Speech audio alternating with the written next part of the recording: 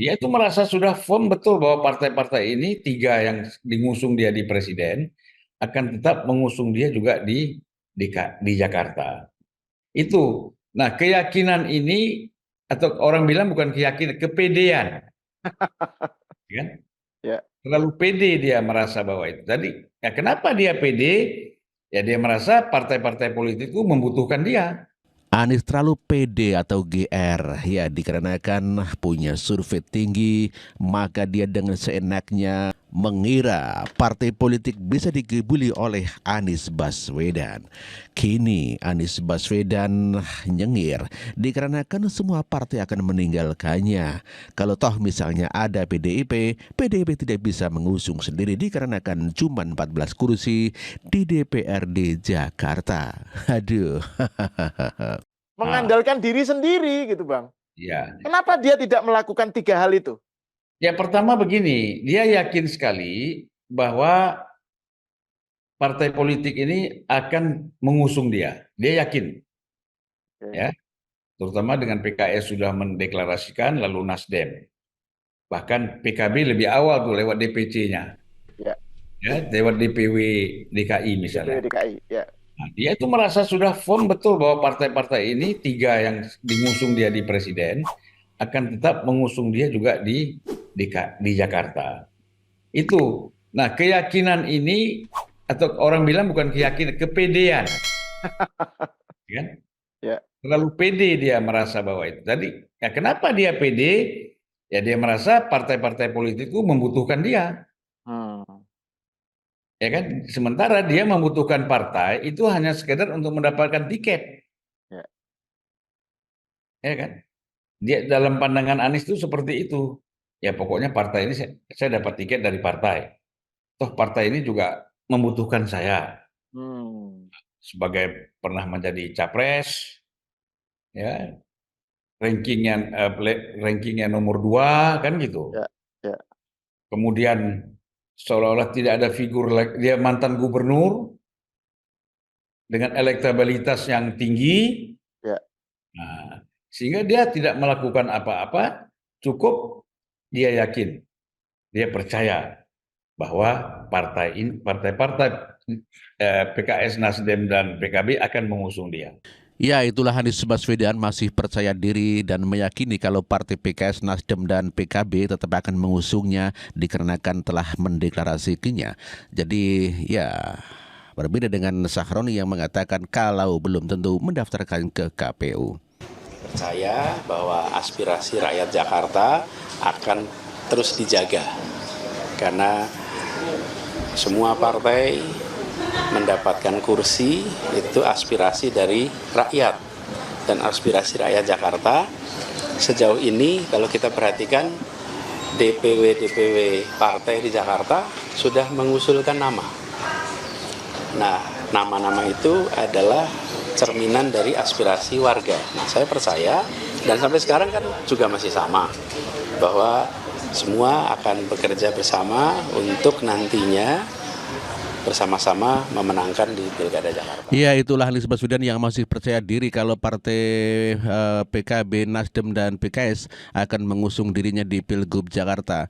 Namun demikian berbeda dengan pernyataan Sahroni yang mengatakan belum tentu mendaftarkannya ke KPU. Itu kan terakhir 26 kalau nggak salah. Iya, 6 Agustus. Ya, kan akhir Juli lu masih ada waktu panjang sebelum masa pendaftaran.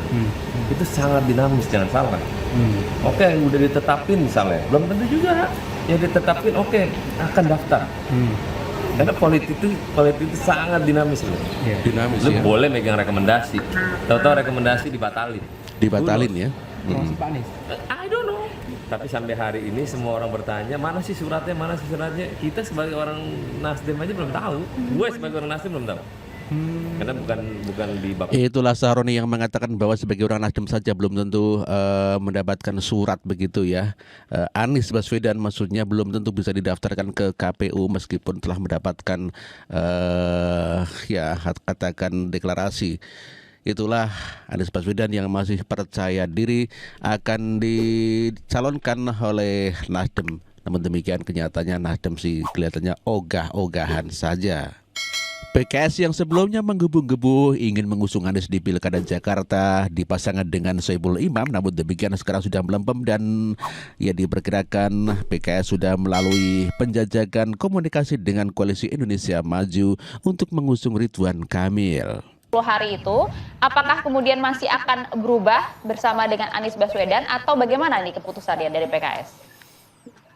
Ya, ikhtiar 40 hari mencari tiket supaya lengkap 22 kursi memang sampai saat ini belum tercukupi ya. Dan SK PKS untuk mengusung Pak Anies dan Pak Soebul Iman ternyata masih jomblo, belum ada pasangan, sehingga kami harus sampaikan karena kami melihat ada gelagat bahwa ini tidak bisa berlayar, maka kami harus sampaikan opsi untuk mencari pilihan lain terkait dengan calon pasangan. Tentu itu dibahas di PKS dan kami bangun komunikasi politik dengan partai-partai politik yang ada.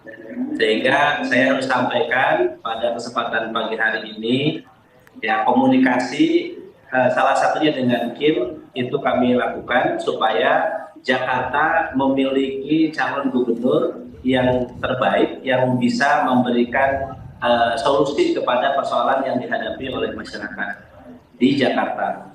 Jadi kami sekali lagi sudah berikhtiar semaksimal mungkin berkomunikasi. Presiden PKS sudah komunikasi langsung dengan Pak Surya Paloh, dengan Cak Imin, dan juga berusaha kami dengan PDIP, tetapi karena tidak kunjung juga surat keputusan itu turun, maka opsi yang lain yang akan kami pertimbangkan untuk di Jakarta. Ya, itulah penegasan daripada PKS yang mana telah berusaha untuk mengajukan Anies Baswedan, namun demikian pada kenyataannya Nasdem dan PKB pun belum memberikan surat rekomendasi pengusungan ke KPU. Oleh karenanya PKS meyakini bahwa Anies Baswedan akan tidak bisa berlayar, dan karenanya PKS mengadakan komunikasi dengan Koalisi Indonesia Maju untuk mengusung Ridwan Kamil. Demikian juga disampaikan oleh Ujang Komarudin, pengamat politik, yang mengatakan bahwa ya Anies Baswedan bisa jadi batal diusung oleh PKS dikarenakan ya diberikan waktu 40 hari untuk mencari tambahan 4 kursi, tidak bisa alias tidak sanggup. Dan kini PKS lebih minat bergabung dengan Koalisi Indonesia Maju daripada dengan PDIP dikarenakan di PDIP tidak ada keuntungannya sama sekali. Di DKI Jakarta ya? Ya, saya lihat ada 3 indikasi ya. ini. Bisa saja PKS itu berubah haluan. Kalau bahasanya Mbak Sira meninggalkan, nggak tahu. Kalau saya bahasanya berubah haluan. Pertama, PKS di beberapa wilayah, di Sumut, di Jawa Timur, di Banten, itu kan mendukung juga Koalisi Indonesia Maju. Satu. Yang kedua, Presiden PKS ketika harlah PBNU, harlah PKB, ada kode-kode. mengatakan ajak-ajak dong ke pemerintahan, ya. Jangan Nasdem dan PKB saja. Yang ketiga, ada indikasi di Sumatera Utara ketika Edi Rahman Edi diberikan mandat ya untuk membangun koalisi kan tidak memenuhi ya tenggat waktu, sehingga dukungan itu diberikan kepada Bobi. Nah, ini kan terjadi di DKI Jakarta juga, bahwa Anies diberikan tenggat waktu 40 hari dan itu habis di tanggal 4 Agustus. Jadi ya dalam konteks itu saya melihat ada ruang, ada argumentasi, ada pembenaran bagi PKS untuk bisa katakanlah ya berubah haluan. Dalam konteks itu ya tidak bisa disalahkan juga.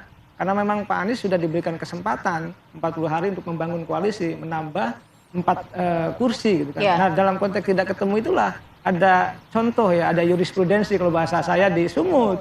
Sehingga saya meyakini ya PKS itu ya kalau saya analisa bisa jadi gitu ya akan bergabung ke Kim plus. Saya katakan seperti itu. Dan hanya menunggu waktu saja? Saya melihat iya, karena tadi dalam konteks 3 indikasi ini saya menganalisa kemungkinan besar PKS ya, kan begini, kalau PKS bergabung dengan PDIP, apa untungnya? Ketika misalkan Rano Karno disebut-sebut sebagai calon wakil gubernurnya Anies, PKS tidak mendapatkan apa-apa, sedangkan PKS menjadi partai pemenang di daerah khusus Jakarta.